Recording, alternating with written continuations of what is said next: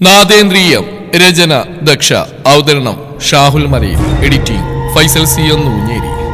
കടിച്ച് കൊടഞ്ഞിലിടാ നീ അവളെ. മൃഗങ്ങളെപ്പോലെ നീയും നിന്റെ കൂടെയുള്ളമാരും കൂടിച്ചേർന്ന് ഞാൻ പൂജിച്ചിരുന്ന എന്റെ ദേവിയെ വലിച്ചേറിയില്ലടാ. ഒരു തരിമ്പെങ്കിലും ദയ തോന്നിയടാ നിനക്ക്.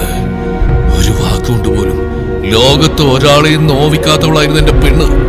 അവളെ എന്റെ സ്വന്തം എന്ന് കരുതി ഞാൻ കൂടെ കൂട്ടിയവളെ നീ തന്നെ നശിപ്പിച്ചപ്പോ അവൾ അനുഭവിച്ച വേദനയുണ്ടല്ലോ, അവളുടെ ഹൃദയം പൊട്ടിയുള്ള ആ പെടച്ചിലുണ്ടല്ലോ, അതിനു പകരം ചോദിക്കാൻ നിനക്ക് ഈ ജന്മത്തിലെ മരണം പോരടാനെന്താ? വ്യാസൻ തനിക്കുമ്പിൽ കിടക്കുന്ന ആ ശരീരത്തെ കലിതീരെ നോവിച്ചുകൊണ്ട് അലറിക്കൊണ്ടിരുന്നു. രുദ്രന്റെയും രാഹുവിന്റെയും കണ്ണുകൾ നിറഞ്ഞൊഴുകുന്നുണ്ടായിരുന്നു. വ്യാസന്റെ ഉള്ളിൽ ഇത്രത്തോളം ആഴത്തിൽ ഒരു പ്രണയം വേരുറപ്പിച്ചിട്ടുണ്ടായിരുന്നു എന്ന് അവർക്ക് പോലും അറിയില്ലായിരുന്നു. പറയാതെ പോയ, പങ്കുവെക്കാൻ കഴിയാതെ പോയ ആ പ്രണയത്തിന്റെ വിശുദ്ധി അവരുടെ ഹൃദയങ്ങളെയും പിടിച്ചുലച്ചു. എന്റെ ജീവന്റെ പാതിയായിരുന്നു അവള്. അവളില്ലാത്ത ഈ ഭൂമിയില് എനിക്കിനി എന്ത് ബാക്കിയുണ്ടെന്നാണ് നീ കരുതുന്നത്? പ്രതികാരം ചെയ്തെന്ന് കരുതി എനിക്കെന്റെ തപസ്യെ തിരിച്ചു കിട്ടോ? ഇല്ല, എനിക്ക് കിട്ടില്ല. പക്ഷേ അവളെ നോവിച്ച ഒരുത്തനും ഇനി ഈ ഭൂമിയിൽ ജീവനോടെ വേണ്ട. വ്യാസൻ തന്റെ അരയിൽ തിരിയിരുന്ന ആ പഴയ കഠാര പുറത്തെടുത്തു. തന്റെ പ്രാണൻ നഷ്ടമായ അന്നു മുതൽ അവൻ ഉറക്കമില്ലാത്ത രാവുകളിൽ മൂർച്ച കൂട്ടിയ കഠാര. ഓരോ അണുവിലും എന്റെ പ്രണയം മാത്രം നിറഞ്ഞെന്ന അവളുടെ ഹൃദയത്തുടിപ്പ് നിലച്ചത് എങ്ങനെയെന്ന് നിനക്കും അറിയണ്ടേ അനന്താ. വ്യാസൻ ആ കഠാര അനന്തന്റെ നെഞ്ചിലേക്ക് ഹൃദയത്തിന്റെ സ്ഥാനത്തേക്ക് വെച്ചു. ഇത് ഈ വ്യാസന് വേണ്ടി, എന്റെ നഷ്ടപ്പെട്ട പ്രണയത്തിനു വേണ്ടി, ഞാൻ സ്വപ്നം കണ്ട എന്റെ ജീവിതത്തിനു വേണ്ടി പോയി നരകിക്കടാ. സർവശക്തിയുമെടുത്ത് വ്യാസന കഠാരി അനന്തന്റെ നെഞ്ചിലേക്ക് കുത്തിയിറക്കി. ഹൃദയം പിളർന്ന് ആ ഇരുമ്പ് വാളി അനന്തന്റെ ശരീരത്തിലേക്ക് ഇറങ്ങിപ്പോയി. അയാളുടെ ശരീരം വില്ലുപോലെ ഒന്ന് വളഞ്ഞു വിറച്ചു. പിന്നെ ഒരു ദീർഘനിശ്വാസത്തോടെ മേശയിലേക്ക് തന്നെ തളർന്നു വീണു. അയാളുടെ ജീവൻ എന്നേക്കുമായി ആ ഇരുണ്ട മുറിയിൽ അവസാനിച്ചു. എന്താടാ നീ പെടയാത്ത്? അയാൾ ചോദിച്ചുകൊണ്ട് കയ്യിലെ കത്തികൊണ്ട് അയാളുടെ ചത്തുമലച്ച ശവശരീരത്തിലേക്ക് ആഴത്തിൽ കുത്തിയിറക്കിക്കൊണ്ട് കൊത്തി കീറിക്കൊണ്ടിരുന്നു. നീ അത്ര പെട്ടെന്നൊന്നും ചാവണ്ട. എനിക്ക് നിനക്കൊന്നും മതിയായില്ല. അവൻ പിച്ചുമ്പേയും പറഞ്ഞുകൊണ്ട് ആ ശരീരത്തിൽ ഒരിടം ബാക്കിയാക്കാതെ കത്തികൊണ്ട് വലിച്ചേറിക്കൊണ്ടിരുന്നു. രാഹു രുദ്രൻ ആ കാഴ്ച കാണാൻ കഴിയാതെ തങ്ങളുടെ നിറഞ്ഞൊഴുകുന്ന കണ്ണുകളൊന്ന് ഇറുക്കി അടച്ചു. ആ 4 ചുമരുകൾക്കുള്ളിൽ അയാളുടെ ഭ്രാന്തി പിടിച്ചുള്ള അലറി വിളിക്ക് ഭീകരതയേറി. ആ നിമിഷം തന്നെയാണ് ആ മുറിയുടെ വാതിൽ തള്ളി തുറന്നുകൊണ്ട് ശിവശങ്കരൻ ആരോ അതിനകത്തേക്ക് ആഞ്ഞു തള്ളിയത്. അയാൾ നിലകിട്ട താഴെ വീണുകൊണ്ട് വേദനയിൽ ചുളുങ്ങിയ തന്റെ മുഖമൊന്ന് ഉയർത്തി കാണുന്നു. ചോരയിൽ മുങ്ങിക്കുളിച്ച മുഖത്തോടെ കയ്യിൽ ഒരു കത്തിയും പിടിച്ച് തന്നെ നോക്കിയിരിക്കുന്ന വ്യാസനെയാണ്. ആ കാഴ്ചയിൽ അയാളുടെ നട്ടിലൂടെ ഒരു തരിപ്പ് തലച്ചോറിലേക്ക് പാഞ്ഞു കയറിയത് അയാൾ അറിഞ്ഞു. ചോരയിൽ കുളിച്ചു നിൽക്കുന്ന വ്യാസനെ കണ്ടതും ശിവശങ്കരന്റെ കിതപ്പുകൾ നിലച്ചു. നെഞ്ചിൽ ഒരു പെരുമ്പറ മുഴങ്ങുന്ന പോലെ അയാൾക്ക് തോന്നി. നിലത്ത് പതിഞ്ഞിടുന്ന അയാളുടെ കണ്ണുകൾ ഒരു നിമിഷം ചെന്ന് തറച്ച് തൊട്ടപ്പുറം കിടക്കുന്ന അനന്തന്റെ ചോരയിട്ടുന്ന ശവശരീരത്തിലേക്കാണ്. ശിവശങ്കര തൊണ്ടയിൽ നിന്ന് നേർത്തൊരൊച്ച മാത്രം പുറത്തേക്ക് വന്നു. ഭയം അയാളുടെ ഓരോ അണുക്കളെയും വരിഞ്ഞു മുറുക്കി. വ്യാസന്റെ മുഖം അതൊരു മനുഷ്യന്റേതായിരുന്നില്ല. കാലങ്ങളായി മനസ്സിൽ കൊണ്ടുനടന്ന പ്രതികാരത്തിന്റെ തീവ്രത, തീയതിയുടെ ഓർമ്മകൾ, അതയാളെ തികഞ്ഞൊരു ഭ്രാന്തന്റെ രൂപത്തിലേക്ക് മാറ്റിയിരുന്നു. കത്തിയിൽ നിന്നിറ്റ് വീഴുന്ന ചോരത്തുള്ളികളുടെ ശബ്ദം മാത്രം അവിടെ ബാക്കിയായി. വ്യാസന്റെ തീയേരിയുന്ന ആ കണ്ണുകൾ അപ്പോഴും ശിവശങ്കരിൽ തന്നെ തറഞ്ഞു നിൽക്കുകയാണ്. നാൽപ്പാട് ശിവശങ്കരൻ തമ്പിക്ക് മകന്റെ അടുത്തേക്ക് പോകണ്ടേ? വ്യാസന്റെ ശബ്ദം ആഴമേറിയതായിരുന്നു. അതിന്റെ ഭീകരതയിലും കാഠിന്യത്തിലും ശിവശങ്കരന്റെ ദേഹമാസകലം വിറച്ചു. ആനന്ദന്റെ മരണമുണ്ടാക്കിയ ഭീകരത അയാളുടെ മനസ്സിനെ മരവിപ്പിച്ചു. ഇല്ല, എന്നെ ഒന്നും ചെയ്യരുത്, എന്നെ വിട്ടേക്ക് വ്യാസ. അയാൾ അവനോട് തന്റെ ഭീതി വിഴുങ്ങിയ കണ്ണുകളോട് അപേക്ഷിച്ചു. വിടാനോ?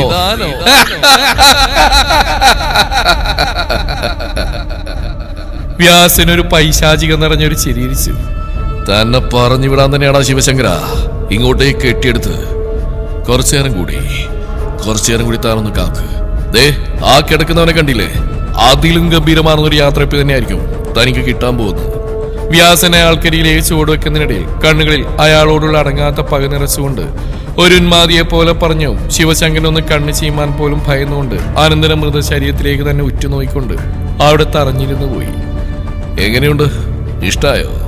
അയാളുടെ മുഖത്തിന് തൊട്ടടുത്ത് മുഖം കൊണ്ടുവന്നുകൊണ്ട് വ്യാസൻ ചോദിച്ചു. അത്രയെടുത്ത് അവന്റെ ആ ചോരയിൽ മുങ്ങി മുഖം കണ്ടതും ശിവശങ്കരൻ തമ്പി പേടിച്ച് വിറച്ച് പുറകിലേക്ക് നിരങ്ങി നീങ്ങി. നീയൊക്കെ ചേർന്ന് ഒന്നും അറിയാത്ത ആ പാവങ്ങളെ കൊന്നു നിന്നപ്പോ നിനക്കൊന്നും അറിയില്ലായിരുന്നോടാ ശവശങ്കര, ഇങ്ങനെ ഒരു ദിവസം നിനക്കൊക്കെ വേണ്ടി കാലൻ കാത്തു വെച്ചിട്ടുണ്ടെന്ന്. വ്യാസ, ഞാൻ വേണമെന്ന് വെച്ചല്ല, പറ്റിപ്പോയി. ഞാൻ എന്ത് വേണേലും ചെയ്യാം. നീ പറയുന്ന എന്ത് വേണേലും ഞാൻ തരാം. എന്നെ വെറുതെ വിടണം. ഞാൻ നിങ്ങളുടെ ഒന്നും കൺമുമ്പിൽ പോലും വരില്ല. ശിവശങ്കരൻ പുറകിലേക്ക് നിരങ്ങി നീങ്ങുന്നിടയിൽ വ്യാസനോടായി കൈകൾ കൂപ്പി അപേക്ഷിച്ചു. അയാളുടെ സംസാരം കേട്ടതും വ്യാസനൊരു ഭ്രാന്തനെ പോലെ അട്ടഹസിച്ചു. എന്ത് വേണേലും ചെയ്യോ താൻ? എന്ത് വേണേലും ചെയ്യോ? അയാൾ തന്റെ കണ്ണുകൾ വെടുത്തിക്കൊണ്ട് ഒരു ഭ്രാന്തമാർന്ന ഭാവത്തിൽ അയാളോട് ചോദിച്ചു. പറ, എന്ത് വേണേലും ചെയ്യോ താൻ? അവൻ തന്റെ ചോദ്യം ആവർത്തിച്ചു. അയാൾ വേഗം അതേന്ന് തലകലിപ്പിച്ചു. എന്നാ തന്തയും മോനും കൂടി ചേർന്ന് ഇല്ലാതാക്കിയ എന്റെ ജീവിതമല്ലേ, അത് തിരികെത്താ. കണ്ട ആഭിചാരത്തിന്റെ പേരും പറഞ്ഞ് നീയൊക്കെ കൂടി വലിച്ചു കയറി ആ കുളത്തിൽ ഉടുതുണില്ലാതെ എറിഞ്ഞിട്ട് പോയ ആ പെണ്ണില്ലേ, അവളെ എനിക്ക് ഈ നിമിഷം തിരികെത്താ. അയാൾ മതിഭ്രമം ബാധിച്ച പോലെ ശിവശങ്കരനോട് പറഞ്ഞു. അവളെ അങ്ങനെ ഒരു കോലത്തിൽ ഞാൻ അടങ്ങുന്ന ഒരു ജനക്കൂട്ടത്തിന് മുന്നിലേക്ക് വലിച്ചെറിഞ്ഞു തന്നപ്പോ ഞാൻ അനുഭവിച്ച തീ അത് എത്രയാണെന്ന് അറിയണമായ നിനക്ക്. അയാൾ തന്റെ ചോരപുരണ്ട കൈകൾ കൊണ്ട് ശിവശങ്കരന്റെ കവിളിൽ കുത്തിപ്പിടിച്ചുകൊണ്ട് അമറി.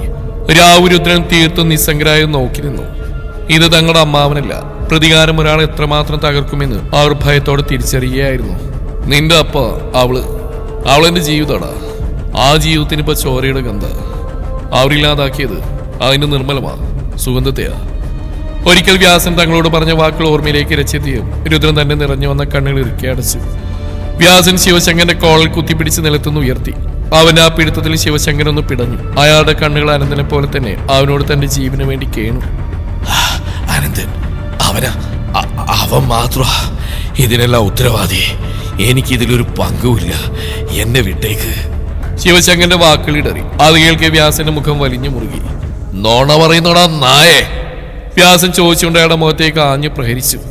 എന്റെ ജീവിതം തുളച്ചിട്ട് നിന്ന് വിൽക്കുന്നോടാ. ആ ചോദ്യത്തിൽ വ്യാസന്റെ ശബ്ദം അലറലായി മാറി. ശിവശങ്കരന്റെ ശരീരം ചുമരിലേക്ക് ചേർത്ത് നിർത്തിക്കൊണ്ട് വ്യാസന്റെ കയ്യിലെ കത്തി താഴെ വെച്ചു. എന്നിട്ട് അടുത്തായി കിടന്ന ഒരു ഇരുമ്പ് തന്റെ കയ്യിലെടുത്തു. മാമേ വേണ്ട! വ്യാസന്റെ ആ നീക്കം കാണെ രാഹു അലറി വിളിച്ചുകൊണ്ട് അവനടുത്തേക്ക് വന്നു. ഇല്ലടാ രാഹു, ഇവൻ ചാവില്ല. മരണമൊക്കെ ഇവനൊരു മോചനമാവും. ഇവൻ പിടയണം. എന്റെ തപസ്യ എവിടേക്ക് വേദനിച്ച് കരഞ്ഞോ ആ വേദനയൊന്നും കുറയാതെ അതേ ആഴത്തിലും തീവ്രതയിലും ഇവന്റെ ഓരോ കോശവും അറിയണം. വ്യാസന്റെ കണ്ണുകൾ തീക്കനൽ പോലെ ജ്വലിച്ചു. രാഹുവിന്റെ അപേക്ഷ ചെവിക്കൊള്ളാതെ ആ ഇരുമ്പ് തണ്ട അയാൾ ശിവശങ്കരന്റെ ശരീരത്തിൽ ആഞ്ഞു പതിപ്പിച്ചു. വേദനയുടെ തീവ്രതയിൽ ശിവശങ്കരന്റെ വായിൽ നിന്നൊരു അലർച്ച പുറത്തേക്ക് വന്നു. ആ 4 ചുമരുകൾക്കുള്ളിൽ വീണ്ടും അവന്റെ ഭ്രാന്തിന്റെയും പ്രതികാരത്തിന്റെയും അലകൾ ഉയർന്നു. വേണ്ട മാമേ, അയാളെപ്പോ വിട്ടേക്ക്. രാഹുവിന്റെയും രുദ്രന്റെയും അപേക്ഷയെ തള്ളിക്കളഞ്ഞ് വ്യാസൻ ഇരുമ്പ് തണ്ട് ശിവശങ്കരന്റെ ദേഹത്ത് വീണ്ടും ആഞ്ഞടിക്കുമ്പോൾ മുറിക്കുള്ളിൽ വേദനയുടെ അലർച്ചകൾ നിറഞ്ഞു. എന്നെ വിട! വ്യാസൻ തന്നെ തളഞ്ഞെടുത്തിരിക്കുന്നവരുടെ പിടിയിൽ കിടന്ന് പിടഞ്ഞുകൊണ്ട് അലറി. പെട്ടെന്ന് ആ ഭ്രാന്തമായ ശബ്ദങ്ങളെ കീറി മുറിച്ച് വാതിൽക്കൽ ഒരു നിഴൽ രൂപം പ്രത്യക്ഷപ്പെട്ടു. ആഗതന്റെ കണ്ണുകളിലെ തീവ്രത വ്യാസന്റെ ക്രോധത്തേക്കാൾ അനേകം മടങ്ങ് ഭീകരമായിരുന്നു.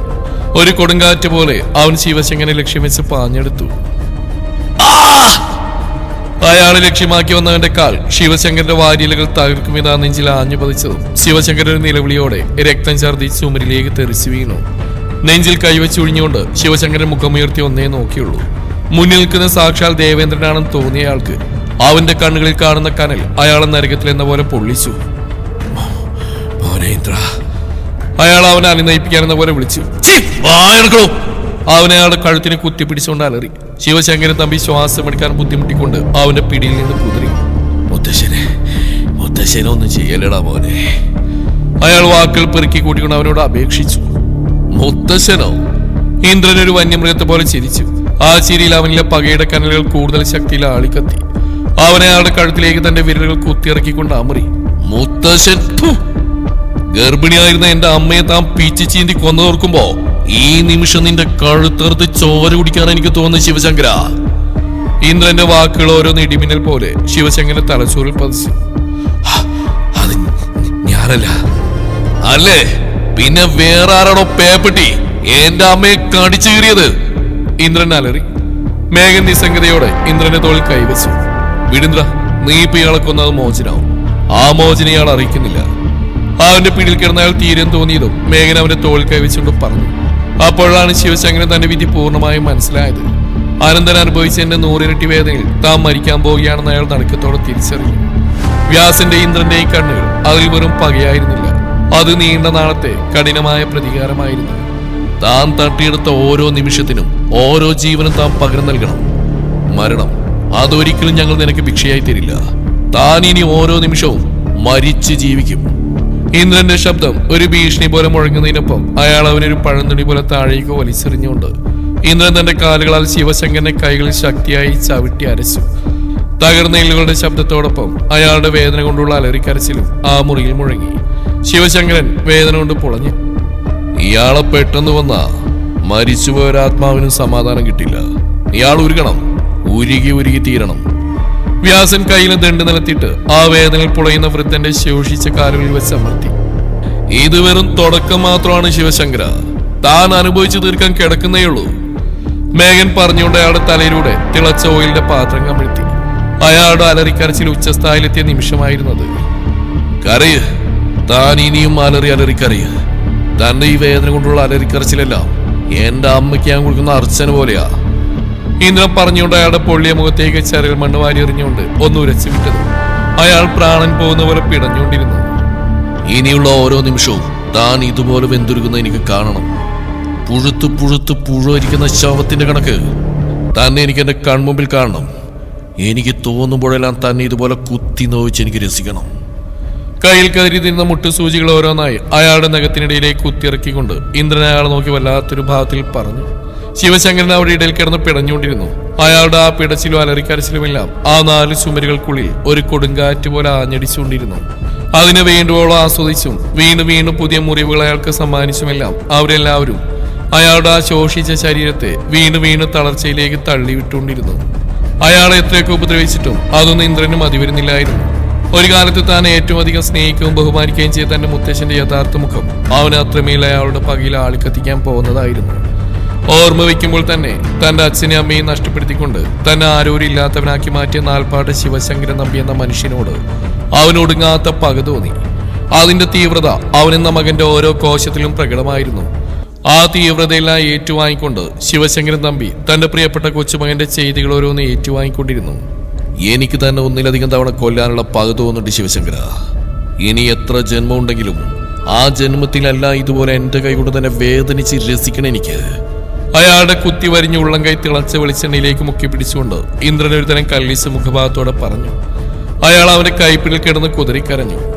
ഇന്ദ്ര, അവന്റെ പ്രവൃത്തികൾ അയാളെ കൂടുതൽ അവശനാക്കുന്നതിന് തോന്നിയ നിമിഷം മേഘന അവനെ വിളിച്ചു. എനിക്ക് മതിയായില്ല മഹി. അയാളിൽ തന്റെ കൈകൾ അണുവിട വേർപ്പെടുത്താവാൻ മുരണ്ടു. ഇയാളെ ഒറ്റയടിക്ക് കൊല്ലാനാണോ നിന്റെ തീരുമാനം? മേഘന്റെ ആ ചോദ്യം കേട്ടതും അടുത്ത നിമിഷം അവൻ തന്റെ കൈകൾ വേർപ്പെടുത്തിക്കൊണ്ട് ആ മുറി വിട്ട് കാറ്റുപോലെ പുറത്തേക്ക് പോയി. താൻ പേടിക്കണ്ട, കൊച്ചുമോന്റെ സൽക്കാരം ഇങ്ങനെയാണെങ്കിൽ ഇന്ന് രാത്രി അത് താൻ താണ്ടില്ല. അവൻ തിരികെ വരുന്നവരെ അതുവരെ താനിവിടെ തന്റെ മോന്റെ ശവത്തിന് കാവലിരിക്കുക. വ്യാസൻ അയാളുടെ തുടയിലേക്ക് പഴുപ്പിച്ച കമ്പി ചേർത്ത് വെച്ചുകൊണ്ട് പറഞ്ഞു. എന്നാൽ അപ്പോഴേക്കും ശിവശങ്കരൻ ഒന്നലറിക്കരയാൻ പോലും കഴിയാത്തത്രയും തളർന്നിരുന്നു. പുറത്തിരുട്ടിലേക്ക് കണ്ണു നട്ട് നിൽക്കുന്ന ഇന്ദ്രന്റെ തോളിൽ അവൻ തന്റെ കൈ ചേർക്കാനൊരുങ്ങവേ അവന്റെ ആ നീക്കത്തെ തടഞ്ഞുകൊണ്ട് ഇന്ദ്രൻ പെട്ടെന്നൊന്ന് ഞെട്ടിമാറി. തുടരുത് മഹി, എന്റെ കയ്യിൽ ഇപ്പോഴും ചോരയുടെ മണം, ആ വൃത്തിയിട്ടവന്റെ ചോരയുടെ മണം. അത് പറയുമ്പോൾ ഇന്ദ്രന്റെ സ്വരമിടറിയിരുന്നു. അതിൽ പകയുടെ തീവ്രതയേക്കാൾ കൂടുതൽ തളർച്ചയായിരുന്നു. മേഘന അവനെ നോക്കിയൊന്ന് ചിരിച്ചു. ആ ചിരിയിൽ പരിഹാസമോ കുറ്റപ്പെടുത്തലോ ഉണ്ടായിരുന്നില്ല. പകരം അഗാധമായ സഹാനുഭൂതി മാത്രം. നിനക്ക് മാത്രമല്ല ഇന്ദ്ര, ഇപ്പൊ എനിക്കും അതേമാണോ? ഈ രക്തത്തിന് പിന്നിൽ നീണ്ട ഒരു നീതിയുടെ ദാഹമുണ്ട്. അത് നിനക്കറിയുന്നല്ലേ? മേഘൻ ശാന്തനായി അവനോട് പറഞ്ഞു. ഇത്രയും നാൾ നിന്നറിയിക്കാതെ ഞാൻ മനസ്സിൽ കൊണ്ടുവരുന്ന ആ ഭാരം അതിനൊരു കൊടുങ്കാറ്റിന്റെ ശക്തിയാണെന്ന് ഞാനത് പുറന്തള്ളിയപ്പോഴാണ് മനസ്സിലായത്. അവനൊരു നേരത്തെ ചിരിയോടെ തുടർന്നു. എനിക്കറിയാം നിന്റെ അമ്മയെക്കുറിച്ചുള്ള ഓരോ ഓർമ്മയും നിനക്കുള്ളിൽ ആ ഒരുവനെ ചുട്ടിരിക്കാനുള്ള തീയായി മാറിയെന്ന്. ഇന്ദ്രന്റെ കണ്ണുകൾ നിറഞ്ഞൊഴുകി. സങ്കടം, ദേഷ്യം, പക എല്ലാം കൂടി ചേർന്നൊരു വിങ്ങൽ അവനിൽ നിന്നും പുറത്തേക്ക് വന്നു. എനിക്ക് അയാളെ എത്ര ഉപദ്രവിച്ചിട്ടും മതി വരാത്ത പോലെ മഹി. എന്റെ അമ്മയ്ക്ക് വേണ്ടി, ഞാൻ അനുഭവിച്ച അനാഥത്വത്തിന് വേണ്ടി. മേഘന അവനെ ചേർത്ത് പിടിച്ചു. അവനെ അത്ര വേഗം മരണത്തിലേക്ക് വിടരുത് ഇന്ദ്ര. അതിനു വേണ്ടിയല്ലോ ഞാൻ ഇത്ര ദൂരം ആ ചെന്നായെ മേയാൻ അനുവദിച്ചത്. മേഘന്റെ വാക്കുകൾ ആ ഇടുങ്ങിയ ഇരുളടഞ്ഞ മുറിയിലെ നിശബ്ദതയെ കീറിമുറിച്ചുകൊണ്ട് പ്രതിധ്വനിച്ചു. അവന്റെ സ്വരത്തിലുണ്ടായിരുന്ന ആഴമേറിയ ശാന്തത ഇന്ദ്രനിൽ പുകയുന്ന അഗ്നിയേക്കാൾ ഭയാനകമായിരുന്നു. അവൻ ഇന്ദ്രന്റെ തോളിൽ ഒന്നുകൂടെ മുറുക്കെ പിടിച്ചു. മരണം അതൊരു മോചനമാണ് ഇന്ദ്ര. ഒരു നിമിഷത്തെ വേദനയിൽ ഒരു ചെറിയ പെടച്ചിൽ അവിടെയെല്ലാം അവസാനിക്കും. അവൻ ചെയ്ത പാപങ്ങൾക്ക് അത്ര ലളിതമായൊരു ശിക്ഷ നൽകി അവനെ യാത്രയാക്കാൻ എനിക്ക് ഉദ്ദേശമില്ല. എന്റെ മുത്തച്ഛനും അപ്പച്ചിയും നിന്റെ അമ്മയടങ്ങുന്ന ഒരുപാട് പേര് അനുഭവിച്ച ഓരോ നിമിഷത്തിന്റെയും കണ്ണീരിന് നിന്നെ ഇരുട്ടിൽ തള്ളിവിട്ട ഓരോ അനാഥമായ രാത്രികൾക്കും അവന് പകരം നൽകണം. ജീവിച്ചിരിക്കുക തന്നെ നരകം എന്താണെന്ന് അവൻ അറിയണം. അവന്റെ ഓരോ ശ്വാസവും അവനൊരു ഭാരമായി മാറണം.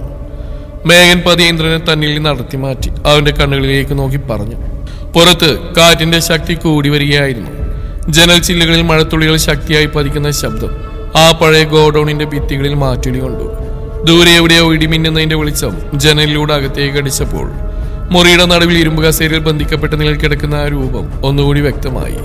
ദേഹമാസകലം പൊള്ളിയാടുന്ന ആ ശരീരത്തിൽ ജീവന്റെ തുടിപ്പുകൾ വളരെ നേർത്തതായിരുന്നു. നീ കൊടുത്ത വേദന അത് തുടക്കം മാത്രമാണ്. ഇനി ബാക്കിയുള്ള ഓരോ നിമിഷവും അവൻ നരകയാതന അനുഭവിച്ചറിയണം. അതാണ് അവർക്ക് വേണ്ടി നമുക്ക് കൊടുക്കാൻ കഴിയുന്ന ഏറ്റവും വലിയ നീതി. മേഘന്റെ വാക്കുകൾ ഇന്ദ്രനിൽ കത്തിക്കൊണ്ടിരിക്കുന്ന അഗ്നിയെ ആളിപ്പടർത്തി. അത്ര പെട്ടെന്ന് അയാൾ മരിക്കില്ല മഹി. ഞാനുണ്ടാക്കിയ നരകത്തിൽ അയാൾ പിടഞ്ഞു തീരും. എന്റെ അമ്മ വേദനിച്ചതിന്റെ 100 ഇരട്ടി വേദന അവൻ അറിയണം. ഇന്ദ്രന്റെ വാക്കുകൾ ഉറച്ചതായിരുന്നു. തന്റെ ദേഹമാസകൾ അനുഭവപ്പെടുന്ന നീറ്റലിലും വേദനയിലും ശിവശങ്കരന്റെ ശരീരം നന്നായി തന്നെ പിടഞ്ഞുകൊണ്ടിരുന്നു. നേരം മുന്നോട്ട് പോകും തോറും ആ പിടച്ചിൽ കുറച്ചു വരുന്ന അവരുടെ ശ്രദ്ധയിൽപ്പെട്ടു. പിന്നെ പതിയെ അത് നിശ്ചലമായി.